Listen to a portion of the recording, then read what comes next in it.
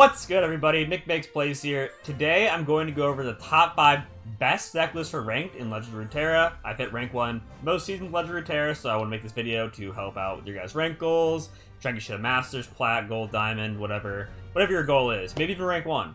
So yeah, here's what I think are the top 5 best decks to reach your goals within rank, and I will start with number 1 out of 5. And don't forget, if you guys enjoy these videos or find them useful for you, make sure you like, subscribe, comment below decks are working for you this season. But yeah, let's get into the first deck. Currently, the best deck for all ranks in Legend of Runeterra is Pirate Aggro. This deck has hit rank 1, alongside being absurdly strong even in the lower ranks, so it's kind of just good everywhere. Usually how Aggro works in Runeterra is in the ranks that aren't Masters, like below Masters, it's like super powerful. And then the higher you go up in Masters, people are able to deal with the aggro, they know how to play the matchup, and it falls off. Not the case for this deck. This deck is very, very strong because it has longevity. With cards like I have Nagaboros, let you draw 2.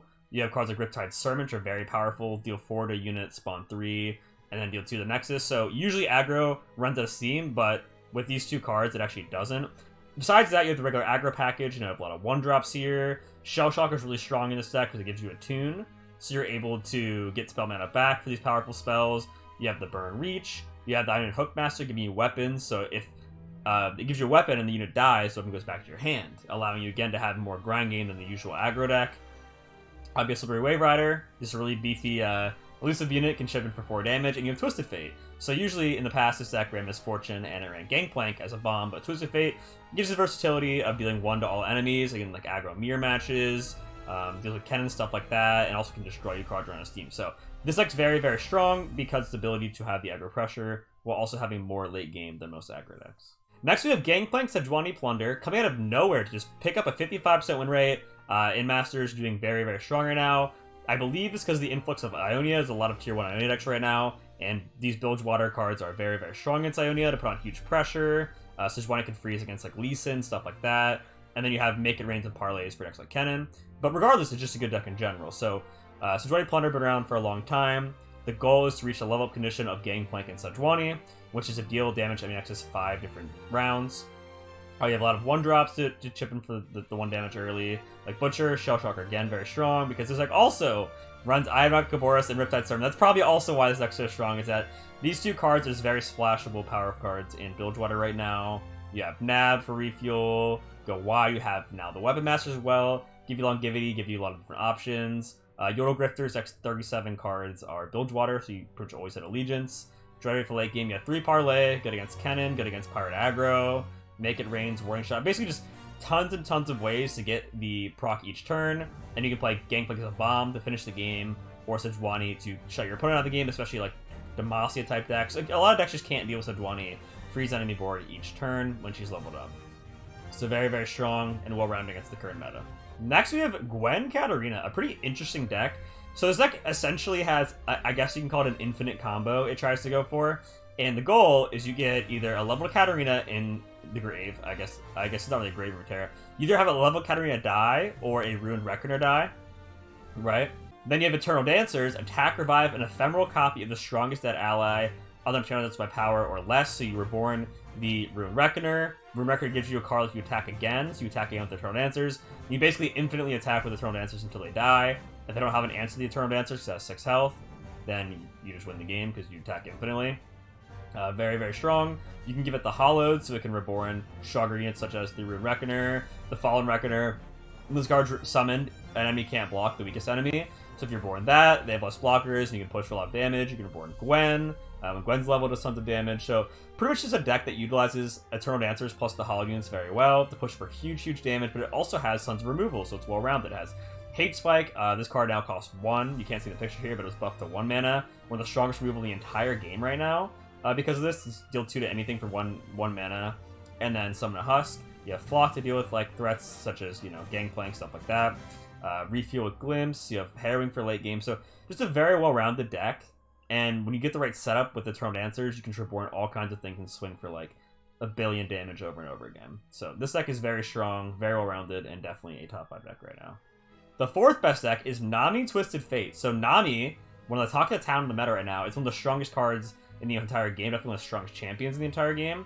When she's leveled, she gets +2/+1 to your weakest unit for each spell you use. So if you use a spell, it just buffs your whole board.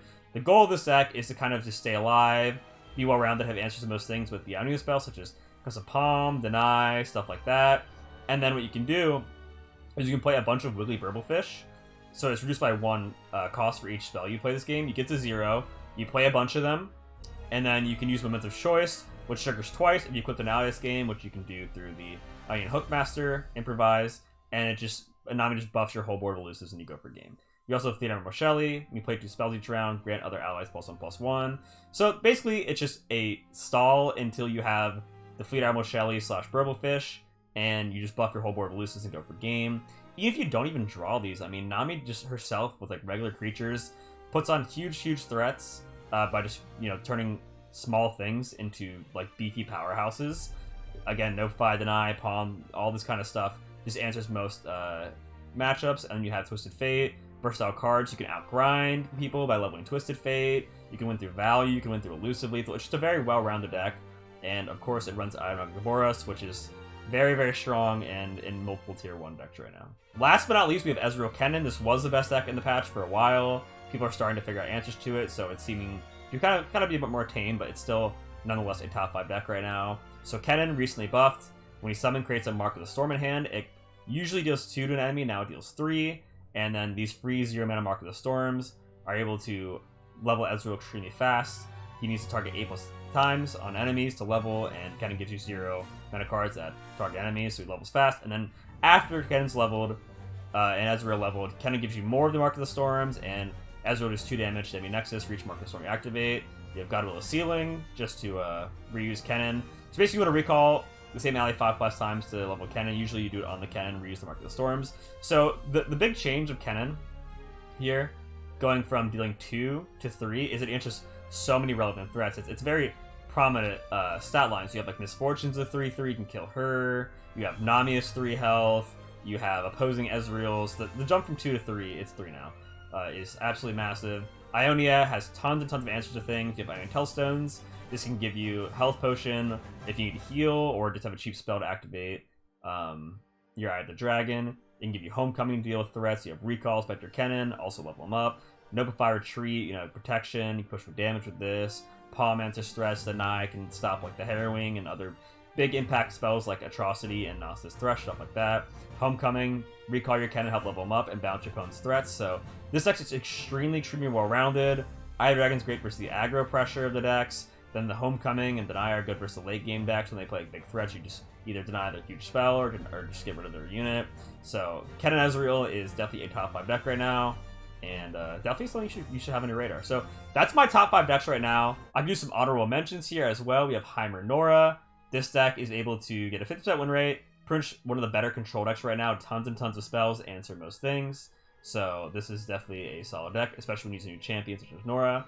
We have Lee Sin Auction. We have Ionia, Ionia tier 1 right now, along with Bilgewater. Able to just utilize Lee Sin with the new cards of Mental Choice to get his Challenger and Dragon Rage really fast and level him up. So just tons of answers again with Ionia. If you're a big Lee Sin or Auction fan, 2 strong champions put together. And we have Concurrent Timelines. This is also probably should be a top 5 deck because very hard to choose. Very diverse meta, a great sign of a healthy meta, as there's all kinds of strategies that are viable. We have Concurrent Timelines. So each round, the first time you play a unit, it transforms to a different unit of the same cost. You pick between 3. So basically what you do is you play Concurrent Timelines on 1, and you can start playing the Weapon Masters. These are low-status units that equip weapons themselves, such as Piltover and Castaway and Combat Cook.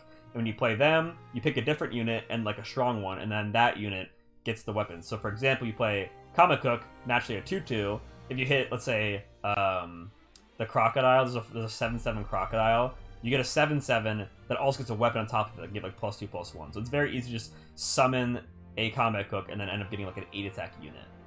Very easily, and has tons of removal and stuff like that as well. Those are my honorable mentions. So hope you guys enjoyed the video. Make sure to like, subscribe, comment below what deck you're using this season that's been working for you, or what decks you think are top 5 that are being slept on, and I'd love to check it out. So hopefully more videos soon, and I'll see you guys around. Thank you.